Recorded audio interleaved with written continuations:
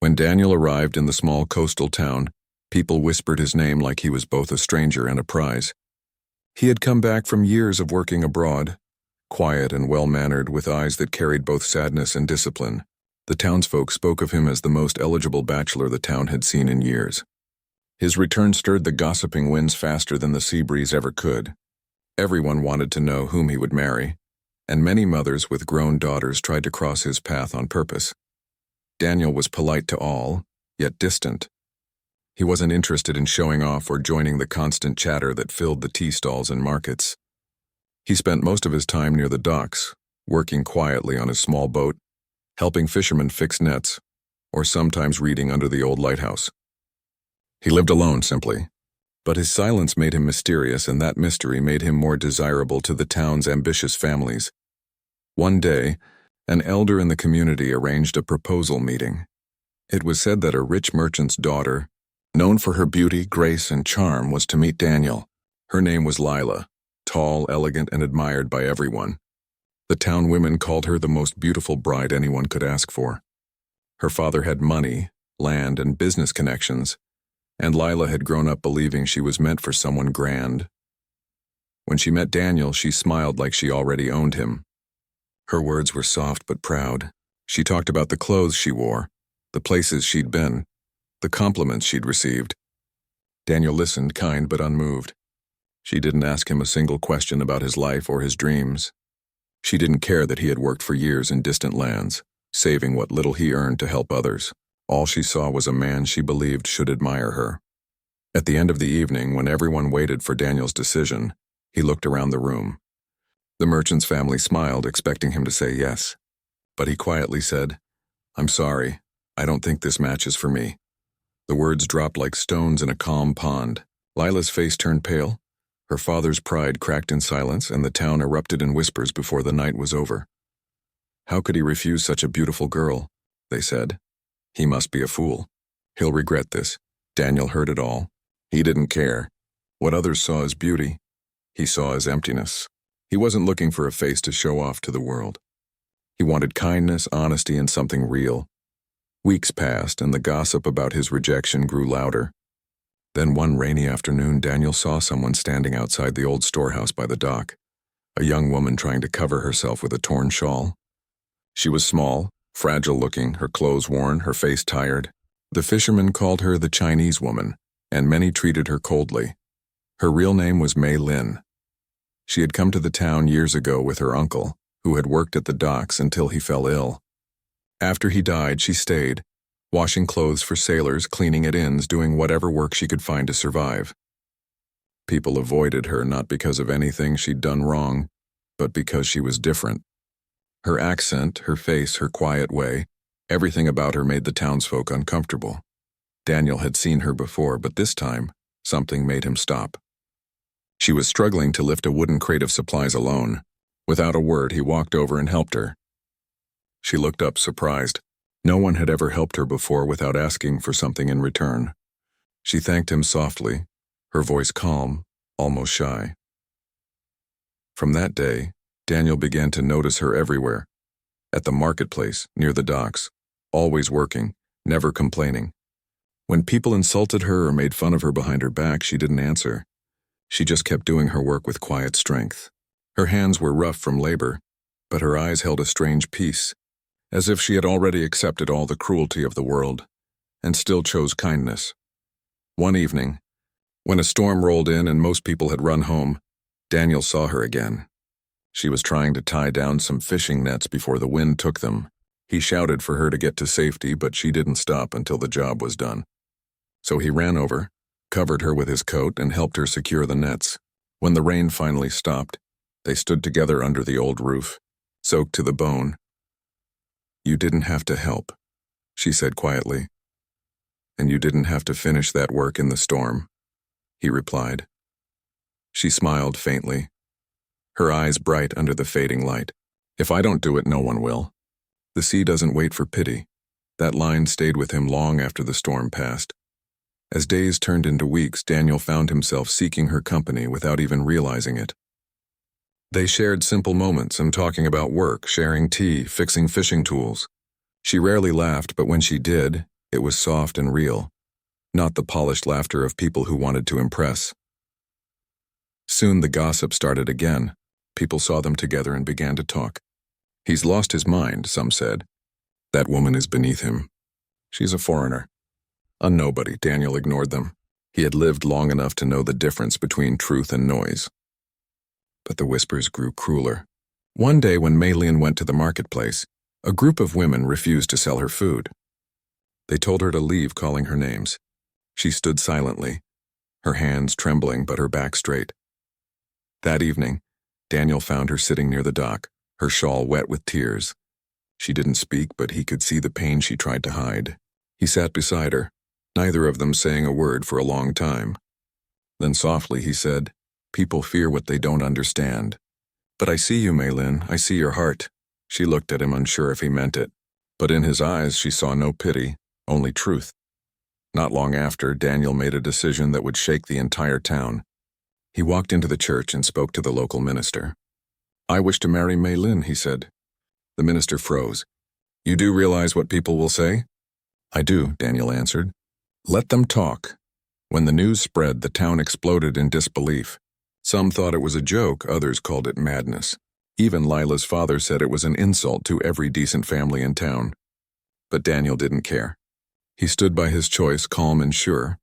On the day of the small ceremony, the church was almost empty. Only a few fishermen came, men who had seen Maylene's hard work and quiet heart. She wore a plain white dress borrowed from a neighbor, and her hands trembled as she stood beside him.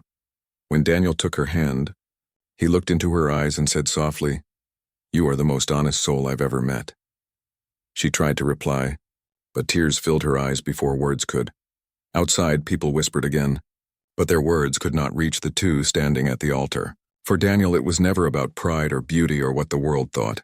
It was about finding someone whose heart was true, even in a cruel world. As they walked out of the church into the sunlight, the same people who mocked her turned their faces away. But Maylene held Daniel's hand firmly. For the first time, she wasn't alone.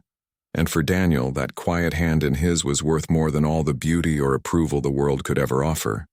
After the wedding, Daniel and Maylene began their life together in a small house near the docks. It was old, with cracked walls and a leaky roof, but Daniel fixed it piece by piece with his own hands. Miriam made it a home. She placed flowers by the window, cooked simple meals, and kept everything neat. Every morning, the smell of tea and the sound of waves filled their little house. The townspeople, however, did not forget. Some still whispered behind their backs. Whenever Daniel walked to the marketplace, he could feel their eyes on him. Some nodded out of politeness, but most turned away. Others pitied him as if he had made a great mistake. He could have had a rich, beautiful wife, they said. Now look at him, living with that foreign woman. Daniel ignored them. He had lived through storms far worse than gossip. Maylene, though, felt the sting. She kept her pain to herself, but Daniel could see it in the quiet way she moved, in the silence that sometimes lingered too long. One evening, as they ate dinner together, she looked down at her bowl and whispered, "I don't want to be the reason they hate you." Daniel reached across the table, touched her hand gently, and said, "You're the reason I smile, not the reason I suffer. Let them talk." She nodded, though her eyes still shimmered with unshed tears. As time passed, Daniel's kindness began to draw attention again. He helped the fishermen rebuild broken boats after a storm, repaired nets for old men who could no longer see well, and even fixed the church's roof without asking for payment. He never bragged and he never asked for thanks. Maylene worked beside him quietly, sewing clothes for the widows, bringing food to sick neighbors, and caring for children who had no one to look after them when their parents worked at sea. People started to notice. Slowly, the tone of the whispers changed. "She's different," one woman admitted. "She never speaks ill of anyone." Another said, "That woman works harder than all of us." Still, not everyone softened. One afternoon, when Daniel was away fixing a fishing boat, Lila passed by Maylene at the marketplace. She stopped in front of her with a smile that wasn't kind. "So this is the woman who stole the man I could have married," she said. "Tell me, what did you offer him that made him forget what class looks like?" Maylene looked up at her, calm and steady. "I offered him nothing," she said softly. "He chose me for what I am, not for what I have." Lila laughed coldly and turned away, but for the first time, her laughter didn't sound proud. It sounded empty. A few months later, the town faced a disaster. A merchant ship carrying goods and passengers caught fire just off the coast. The smoke could be seen from every street, and people ran toward the shore shouting for help. Daniel was one of the first to grab his small boat and row out toward the flames. Malin followed him to the water's edge, praying as she watched him battle the rough waves. He managed to pull 3 people from the burning wreck, but when he tried to go back for more, the current pushed him too far. Without thinking twice, Malin ran into the water, climbed into another small boat, and paddled through the smoke. The townsfolk shouted for her to come back, but she didn't listen. By the time she reached Daniel, he was exhausted, struggling to pull another man aboard. Together, they managed to save 2 more before the boat nearly capsized. The fire died slowly as the tide took over, and when they finally reached the shore, the crowd that had once judged them now cheered. People saw what they had never seen before in courage without pride, love without fear. Malin collapsed from exhaustion, and Daniel carried her in his arms through the crowd. Lila stood among them, her eyes following silently, her pride dissolving into something like regret. After that night, the way people looked at Malin began to change. The baker sent her bread without asking for money. The fisherman's wife who once mocked her brought her fabric for sewing. Even the children in the streets began to wave and call her name, but Malin remained humble. She never mentioned what she had done, never reminded anyone of her bravery. When people thanked her, she simply smiled and said, "Anyone would have done the same." Daniel knew that wasn't true.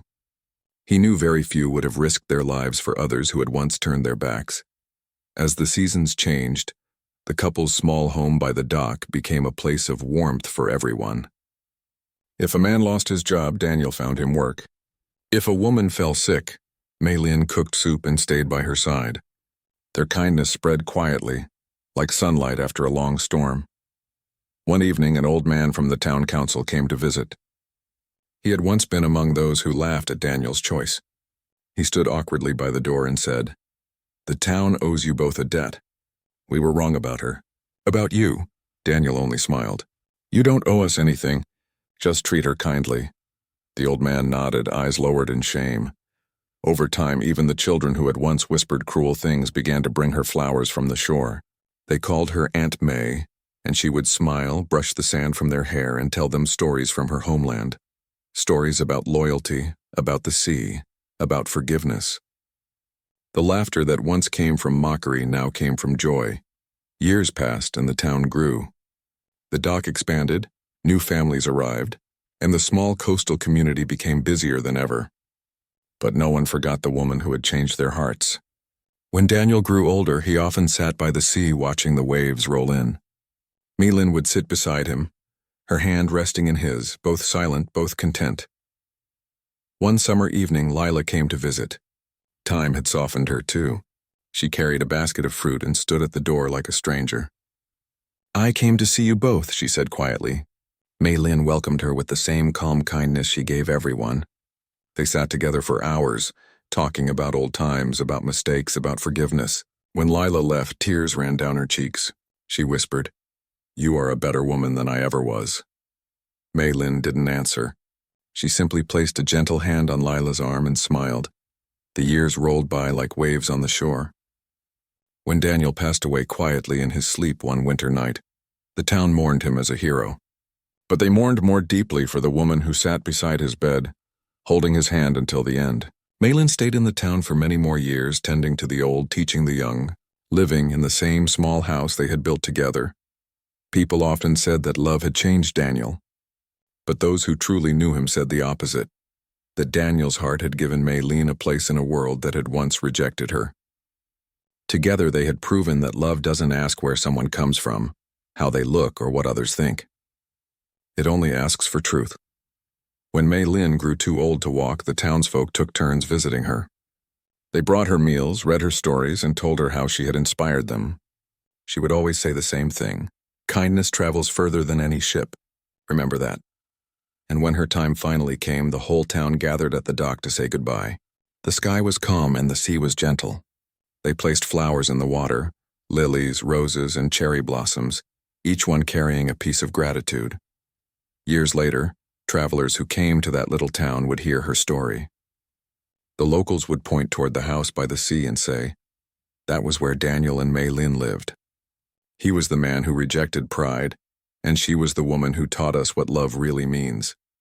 Their story lived on, not as a legend or a tale of beauty, but as a reminder that the heart sees what eyes cannot, and that sometimes the most hated woman becomes the soul everyone learns to love.